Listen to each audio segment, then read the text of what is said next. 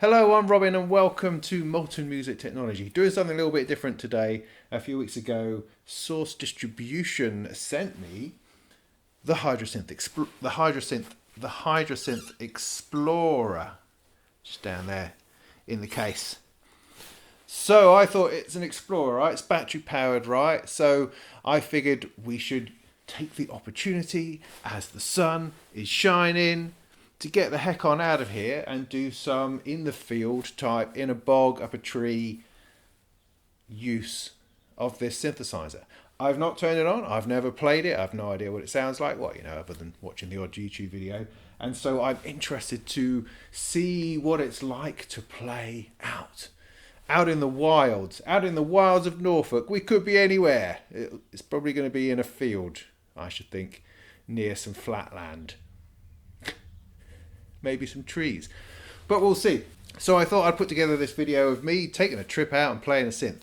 That's about it. So gear wise, this is what we have. There is the Ashun Sound Machines Hydrasynth Explorer. There are the batteries. Right, I need to stop you right there because I got the completely wrong batteries. I mean, massively wrong batteries. Not even close to the right batteries. And sadly, that's going to affect the result of this road test. Because when I went to get some batteries, I checked the website and it just said 8 AA batteries. And so that's what I got. But I got zinc carbon ones. I got the worst possible old-fashioned, crappy old batteries that anyone could possibly have picked up anywhere. They are the most inappropriate to the task, as you will see later in this video. And in some ways this becomes an exercise in getting the wrong batteries, because this is what happened. This was my reality. This is what happened on this little trip. And so I'm unafraid to show you the level of my stupidity. But had I checked in the manual, I would have seen that on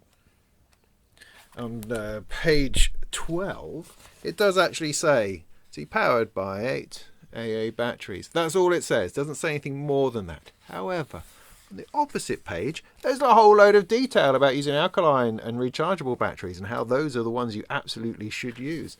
And then later on page 73, it talks about how you set the battery type within the system. Right here, and how you should only ever use alkaline and rechargeable batteries.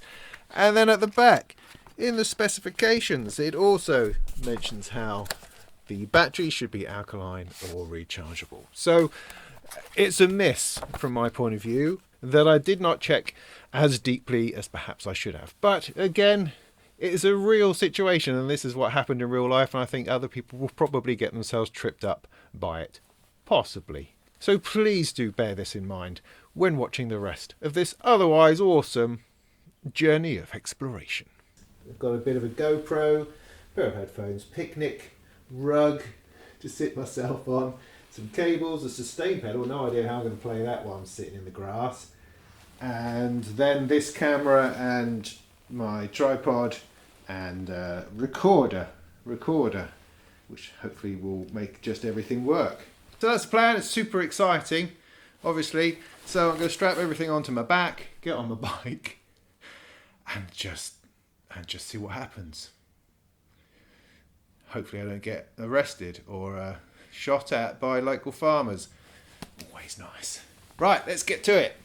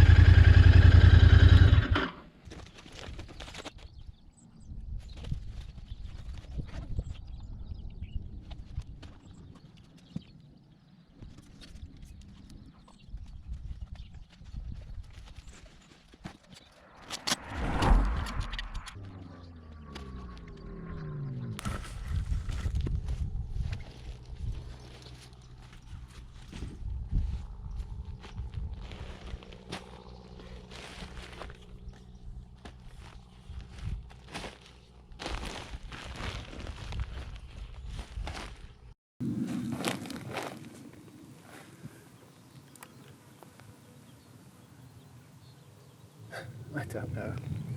Anyway.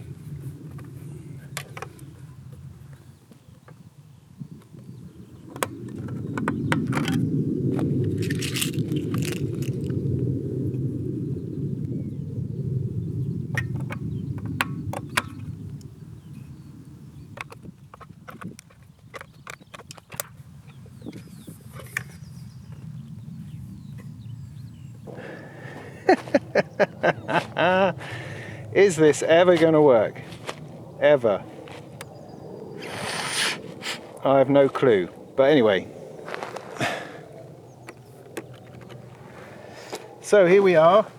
The microphone is obviously going to be a bit crap because it's picking up a lot of wind noise and general stuff, but that's okay. Hey, it's the countryside. So we're here. This is the Hydrasynth Explorer.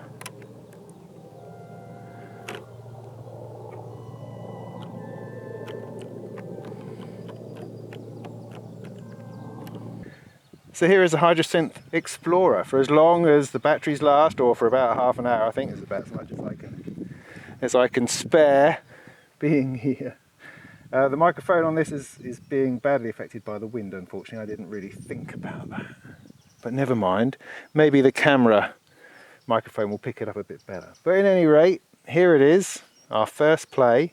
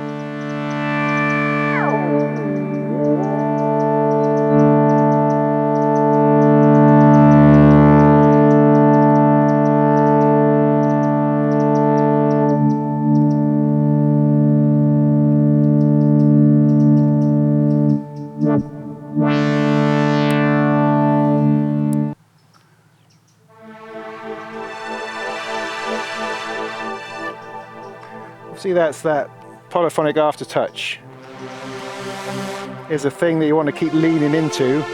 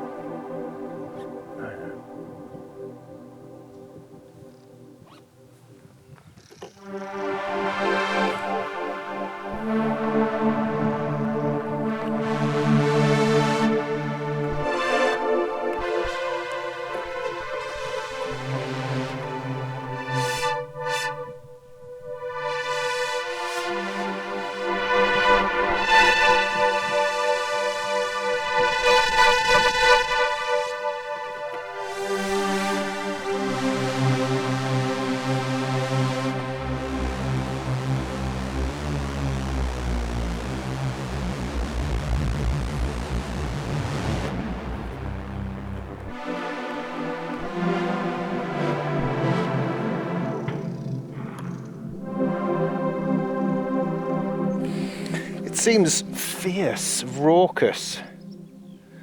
Words like that spring to mind.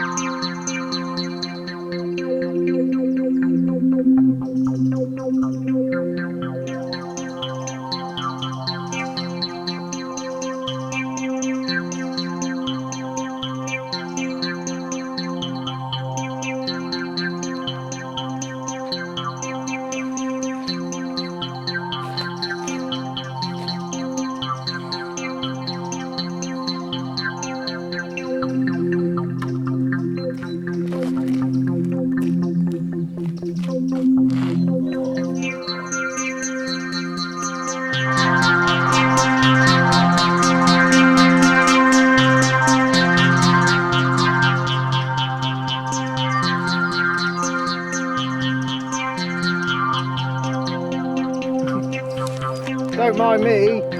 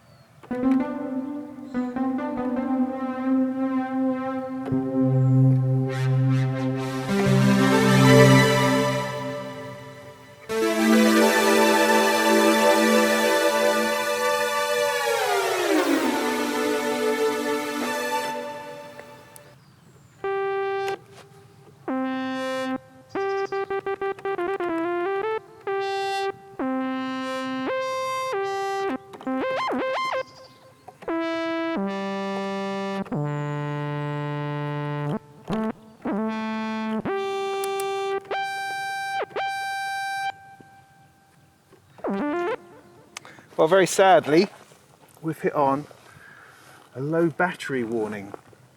Look at that!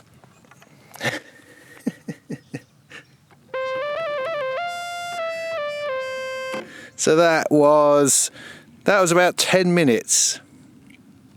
10 minutes of play. Oh, it looks like I can't do anything else. We're stuck on this sound. All of the displays have turned off and everything's stopped functioning. So there we go. So what happens is that when you get to the end of your battery life, I mean, these were just Panasonic batteries, they weren't anything special. So there you go, 10 minutes and then you can't do anything, nothing works. But you're still getting your last patch, which I guess is something. So first impressions then, I mean, what a stormer. It's got an extraordinary edge to it. It may just be that I'm listening to it particularly loud, who knows, but it does have this raucousness to it, this energy that's quite extraordinary. The keyboard is a bit kind of meh, really. I mean, the polyphonic aftertouch is there, which I do appreciate.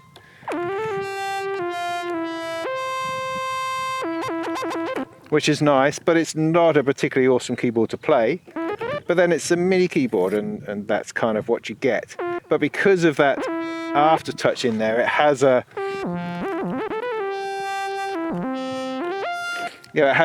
kind of a chunkier feel to it than perhaps you'd expect on a light mini keyboard.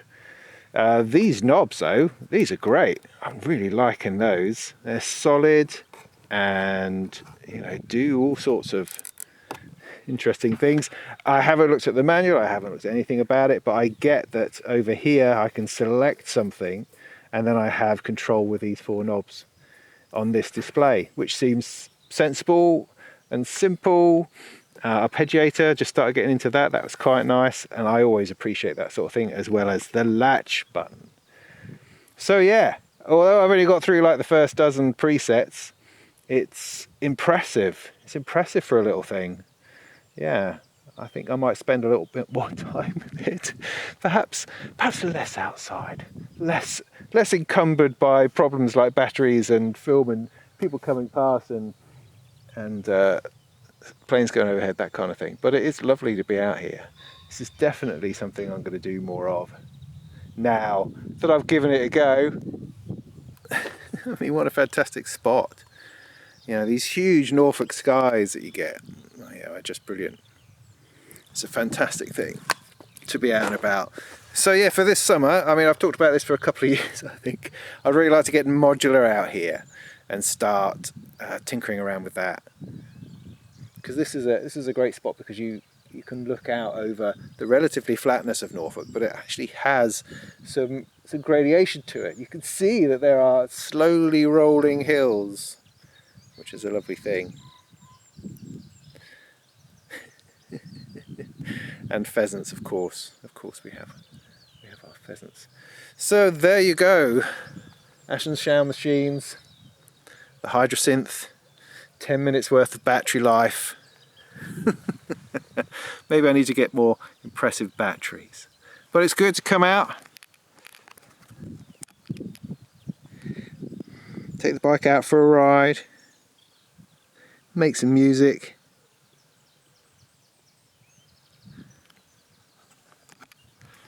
I just need to remove or reduce the stress part of the actual setup, getting the hang of that, and make that a bit more smooth. I think that would be lovely.